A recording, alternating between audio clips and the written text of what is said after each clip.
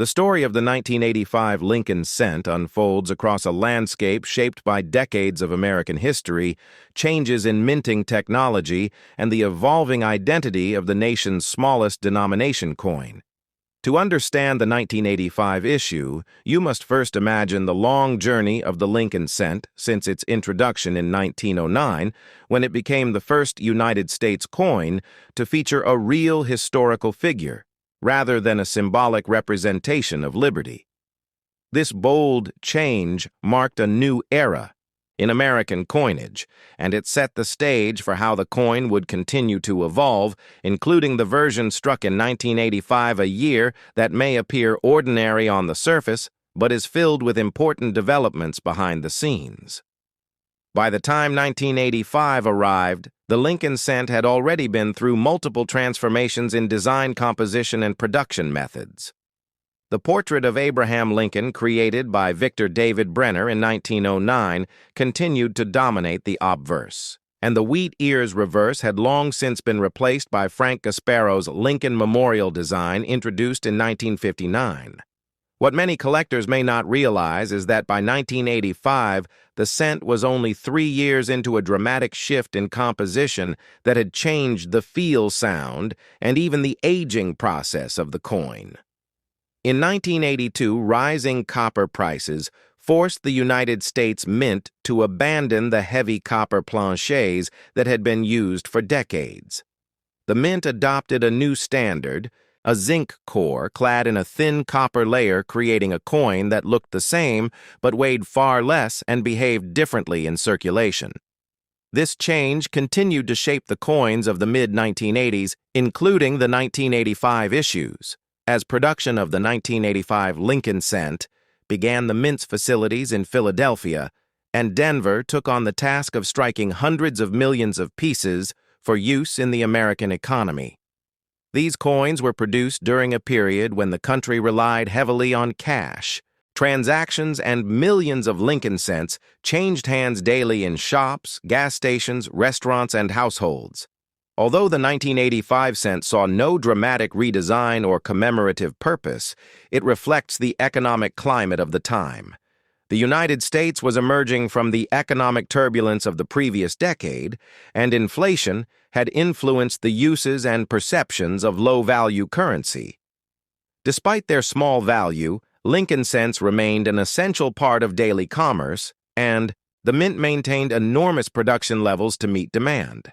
Collectors often look at 1985 as a significant year for die varieties quality control and the overall condition of cents leaving the Mint.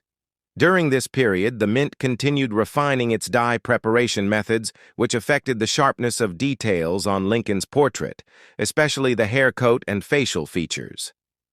Because the copper-plated zinc planchets were softer than the older copper planchets, small die issues became more noticeable on the finished coins. This is part of why some 1985 cents display minor plating bubbles, die wear signs, and subtle striking inconsistencies that collectors carefully study today. These small imperfections tell stories of the minting process, and they help modern collectors understand how the switch to zinc affected coin production in real time. When examining the 1985 cent, it is also important to recognize how the coin reflects American culture in the mid-1980s. It was a time of technological growth, cultural shifts, and renewed patriotism. The Lincoln Memorial reverse symbolized national unity and historical reflection, while Lincoln himself stood as a reminder of leadership integrity and the enduring American spirit. Though most citizens handled these coins without a second thought, the cent remained an everyday connection to national history, carried in pockets across the country from school children, saving pennies in jars to adults using them at grocery stores and vending machines.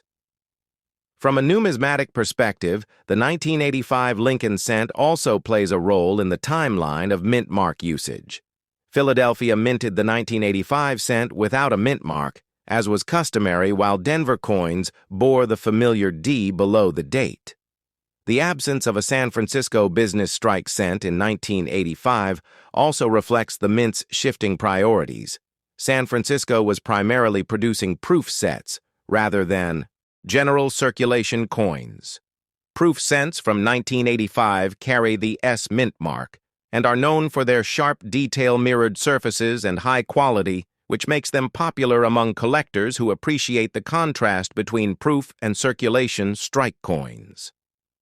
As the coin entered circulation, collectors decades later began to examine 1985 cents not merely as spending change but as artifacts of a transitional era in minting history. They studied the way the copper plating reacted to wear, how uncirculated examples displayed luster, and how the minting techniques of the time impacted long-term preservation. These studies help modern numismatists understand broader patterns across 1980s coinage, since many of the issues that appear on 1985 cents also appear on neighboring years, but with subtle differences that create a fuller picture of mint operations. When telling the story of the 1985 Lincoln cent in a 2-hour narrative, you can explore the way this coin fits into economic history, technological evolution, national symbolism, and collecting culture. You can expand on how the mint's transition to new materials changed production strategies, how inflation influenced public attitudes toward the cent, how condition rarity and minting quirks shaped the modern market, and how even a common coin like the 1985 cent holds a meaningful place in the broader legacy of American coinage. This coin serves as a reminder that every year, every minting decision, and every technological shift adds a new chapter to the ongoing history of the Lincoln cent, a coin that has endured for more than a century and continues to fascinate coin collectors, historians, and everyday Americans alike. As the story of the 1985 Lincoln cent continues, it becomes clear that this coin represents a bridge between the older traditions of American minting and the emerging technologies that would define the late 20th century the United States Mint. In the mid-1980s, was navigating a landscape shaped by budget pressures, equipment modernization, and changing public expectations. The Lincoln cent was at the center of these challenges because it was the most heavily produced denomination, requiring vast quantities of planchets, dies, and labor. The 1985 coinage reflects the mint's efforts to balance speed and quality during a period when minting machinery was being upgraded and automation was becoming more widespread. These changes influenced everything from die longevity to strike consistency, and the effects can be observed on many surviving 1985 cents. To appreciate the deeper history behind this year, you must also consider how the public regarded the cent at this time. Although the coin remained a staple in everyday transactions, its purchasing power had declined dramatically since the early 20th century. By 1985, the value of 1 cent could no longer buy most goods on its own. Yet the coin persisted, out of tradition habit, and the mint's belief that small change still played a role in cash-based economies. The debate over whether to eliminate the cent resurfaced in the early 1980s, but each time, public sentiment and political caution preserved it. As a result, the 1985 cent belongs to an era when the coin's practical value was shrinking, even as its cultural presence remained strong. Another important layer of the 1985 Lincoln cent story involves the ongoing change in metal, composition that had begun only a few years earlier. The zinc core, with its thin copper surface, presented new challenges for quality control because even small imperfections during manufacturing could lead to long-term issues such as plating bubbles, surface blistering, or uneven color. These coins aged differently from the older copper issues, developing distinctive wear patterns and tone changes. Collectors examining 1985 cents today often notice muted surfaces or subtle distortions that are characteristic of early copper-plated zinc production. These traits became part of the identity of the era's cents and help explain why certain years, including 1985, attract attention from specialists who study how these coins deteriorate over decades. The die-making process of 1985 also contributes fascinating details to this narrative.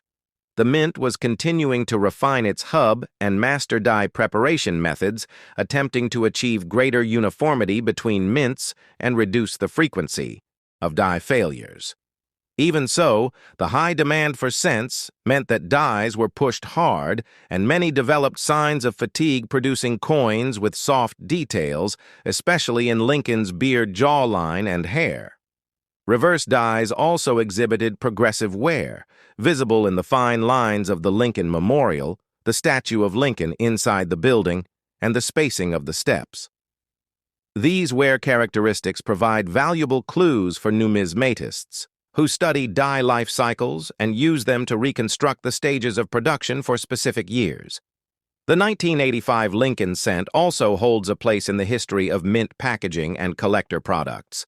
Proof sets from 1985 were popular among collectors who enjoyed the polished surfaces, sharp details, and deep mirror fields of the S mintmark cents produced in San Francisco. These proof coins offer a stark contrast to the circulation strikes, showing what the design could look like under ideal, minting conditions. They also serve as historical benchmarks, helping collectors evaluate how design features should appear when fully struck and preserved.